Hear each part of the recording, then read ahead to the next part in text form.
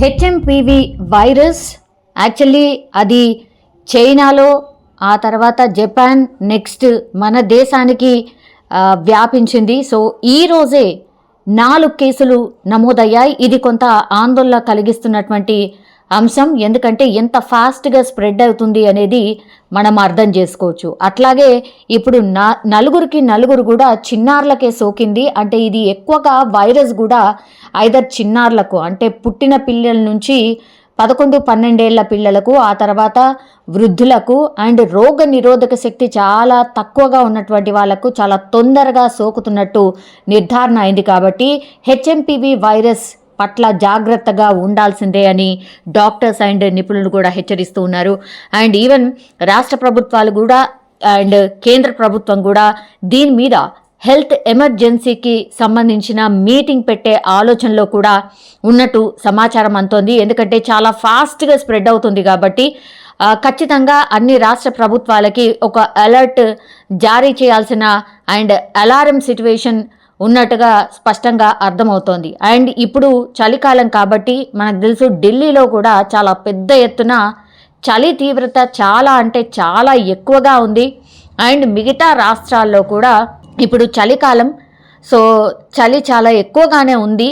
అందుకని కేంద్ర సర్కార్ కూడా మిగతా రాష్ట్ర ప్రభుత్వాలందరికీ కూడా ఒక మార్గదర్శకాలని జారీ చేయాలి అన్నటువంటి ఆలోచన చేస్తున్నటువంటి పరిస్థితి అయితే కనిపిస్తోంది. మాస్క్ అయితే ఖచ్చితంగా వేసుకోవాల్సిందే, చేతులను శుభ్రం చేసుకోవాల్సిందే.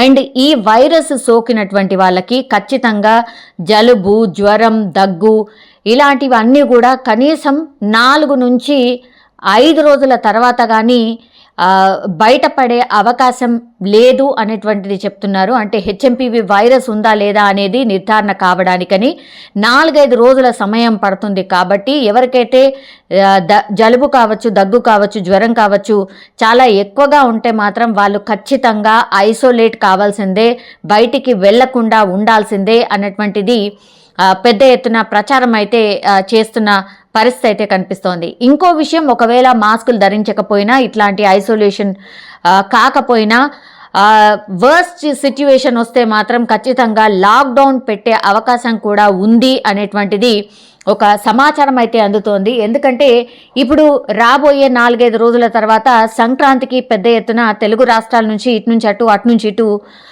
చాలామంది వెళ్తూ వస్తూ ఉంటారు. కాబట్టి ఒకవేళ ఇదే వైరస్ పెద్ద ఎత్తున స్ప్రెడ్ అయితే మాత్రం చాలా కష్టం అయిపోతుంది అన్న ఆలోచన కూడా రాష్ట్ర ప్రభుత్వాలు చేస్తున్నట్టుగా, అంటే మన తెలుగు రాష్ట్రాలు చేస్తున్నటువంటి పరిస్థితి కూడా ఉందని ఒక సమాచారం అయితే అందుతున్న పరిస్థితి. ఒకవేళ అట్లాంటిదే ఉంటే మాత్రం సంక్రాంతి నుంచే లాక్డౌన్ పెట్టే అవకాశం కూడా ఉంటుంది అనేది కూడా ఒక సమాచారం అయితే ఉంది. ఎందుకంటే చాలా పెద్ద ఎత్తున తెలుగు రాష్ట్రాలకు సంబంధించే కాదు, మొత్తంగా అంటే మన భారతదేశం మొత్తంగా కూడా సంక్రాంతి సంబరాలు పెద్ద ఎత్తున జరుగుతాయి. చాలామంది ఊర్లు అటు నుంచి ఇటు, ఇటు నుంచి అటు ట్రావెల్ చేసే అవకాశం చాలా ఎక్కువగా ఉంటుంది. యాక్చువల్లీ ఇంటర్నేషనల్ ట్రావెల్ లేకపోయినా సరే ఇప్పుడు 4 చిన్నారులకు హెచ్ఎంపివి సోకింది. కాబట్టి ఇది చాలా తొందరగా మల్టిప్లై అవుతూ 4 నుంచి 40 నుంచి 400, 4000 ఇట్లా చాలా ఫాస్ట్గా స్ప్రెడ్ అవుతుంది అనేది డాక్టర్స్ అయితే ముందు నుంచి కూడా హెచ్చరిస్తున్నారు. సో అదంతా స్ప్రెడ్ కాకుండా ఉండడానికి అని కనీసం ఒక వారమా 10 రోజుల మరి సంక్రాంతి హాలిడేస్ కూడా ఉన్నాయి కాబట్టి చిన్నపిల్లలకే చాలా ఎక్కువగా వస్తుంది. కాబట్టి మరి లాక్డౌన్ పెట్టాలా లేకపోతే స్కూళ్లకు సెలవులు ఎక్స్టెన్షన్ చేయాలా, ఇట్లాంటి ఆలోచన మాత్రం చేస్తున్నట్టుగా మనకున్నటువంటి సమాచారం.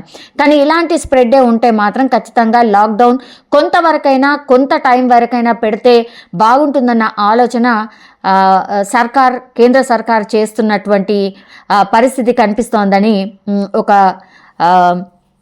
సమాచారం అయితే అందుతోంది. ఒకవేళ లాక్డౌన్ చేసినా కూడా పూర్తిగా లాక్డౌన్ చేయకపోయినా డే టైంలో అంటే వెసులుబాటు ఇస్తూ నైట్ టైంలో లాక్డౌన్ పెట్టాలా, ఇట్లాంటి కొన్ని ఆలోచనలు అయితే చేస్తుంది. సో ఐసీఎంఆర్ గైడ్ లైన్స్ అతి త్వరలో విడుదల కాబోతున్నాయి. రాష్ట్ర సర్కార్లకు కూడా ఈ గైడ్ లైన్స్ అందబోతున్నాయి. దానికి తగ్గట్టుగానే ఖచ్చితంగా అందరూ గైడ్ లైన్స్ పాటించాల్సిందే.